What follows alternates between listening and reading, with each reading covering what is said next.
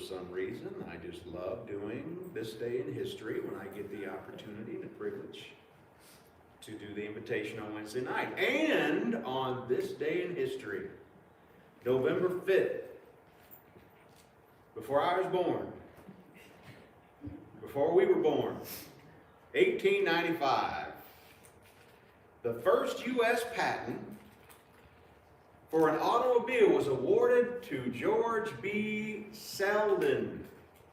And it had a display, a design showing what this new and amazing contraption would be. You got these big spoke wheels, and then right between the two front wheels, you got this engine right here. This is it facing you, or I guess facing away. I'm not sure. Yeah, it's facing away. So, very, very strange, right?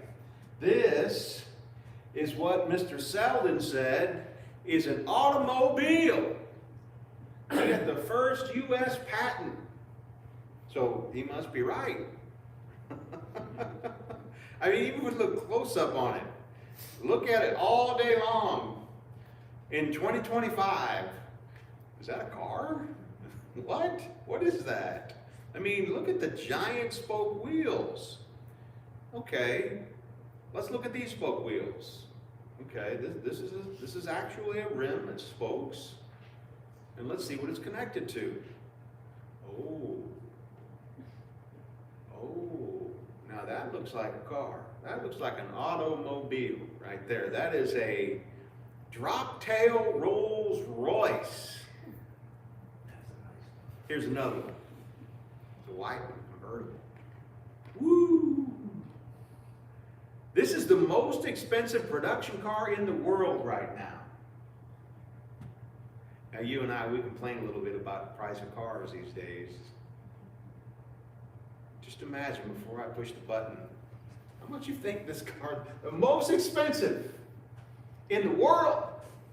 Production car, by the way, this is not like some special order. This is a production car. Got that number in your head? How's $30 million sound? 30 million. I don't think any of you were thinking that. 30 million. I might have thought 1 million. 30 million. That's what Rolls-Royce charges for their drop-tail car. And for that, you only get 2 seats. But let me tell you something. When it comes to cars, and you come to car experts, and you come to every little thing it takes to make a car. And by the way, there's a whole lot more little things than what Mr. Selden drew up on his drawing. I'm not excusing 30 million, but I am telling you that the reason why Rolls-Royce thinks that they can charge 30 million is because every little thing is perfect. Every little thing has come so far from what Mr. Selden came up with that they think, and by the way, they're selling them. I imagine some oil man in Saudi Arabia can afford them. I don't know who's buying them. Somebody's buying them. And they're saying, well, that's the best car in the world. Now, we can argue about what the best car is. We can say, oh, it's got to be fast. We're going to, what was that? $30 million, it better go 250 miles an hour, 300 miles an hour, right? Or maybe it better be something that you can take the whole family somewhere you need to, or all of us can jump in at one time. Maybe that's what you would think would be the best car in the world. Or maybe you're like me and you're a little bit, nostalgic. You say, no, I'm pretty sure it was in 1969, the greatest car ever made. But we're not going to argue about that all night long. We're going to go back to recognizing that we've come a long way, baby. From what the first drawing of a car was. And Mr. Selden, he's the author, if you will, of the first U.S. patent for a car, for an automobile. He's the author of that. And so I just wanted to bring that up. But at the same time, I like to bring up these things in this day in history because I like to glorify the Lord. When you think of how great of an achievement this is, that he's the author of the first U.S. patent for an automobile, well, what could be better than that?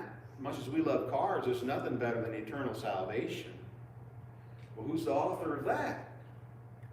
Well, Hebrews 5, 8, and 9 says, though he was a son, talking about Jesus, though he was a son, yet he learned obedience by the things which he suffered. Having been perfected, he became the author of eternal salvation to all who obey him.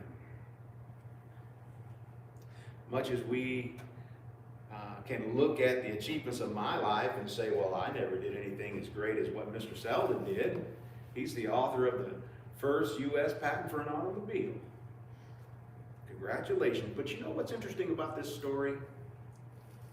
Most people have never heard of Mr. Selden. He got the patent in 1895.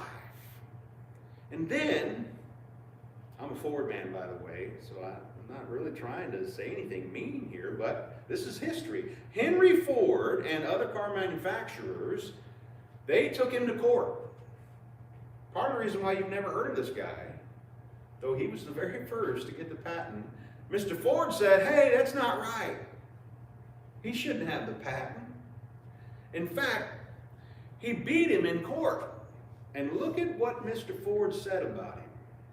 He said, it is perfectly safe to say that George Selden has never advanced the automobile industry in a single particular, and it would perhaps be further advanced, cars that is, than it is now if he had never been born.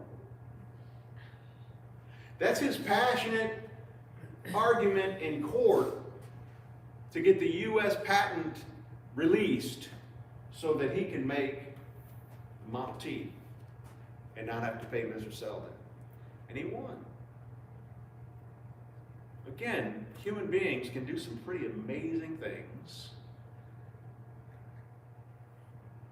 They can draw up something that would become something that I can't even imagine how to build. I think I might, give me enough time, I might be able to build that.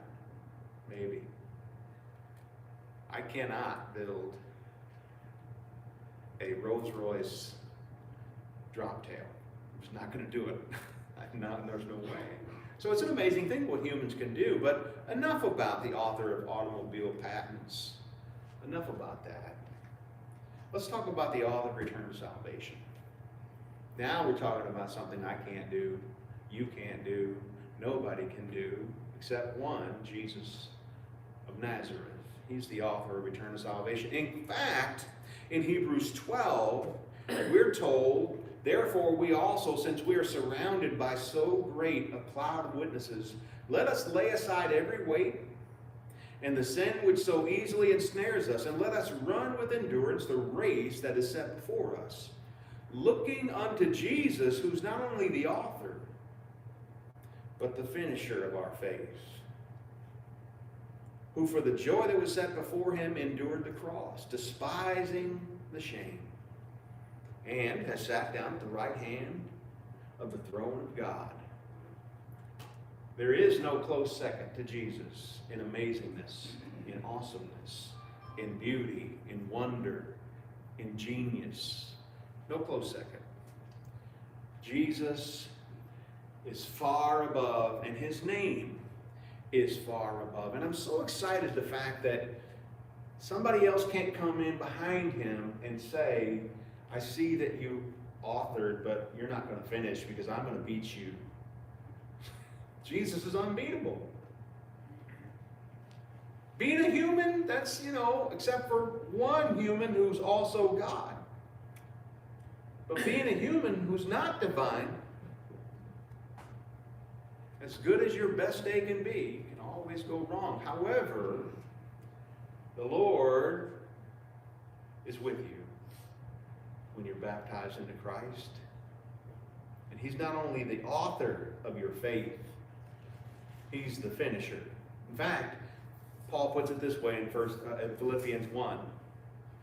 verses 3 through 6. He says, I thank my God upon every remembrance of you, always in every prayer of mine, making request for you with all joy for your fellowship in the gospel from the first day until now, being confident of this very thing, that he who has begun a good work in you will complete it until the day of Jesus Christ.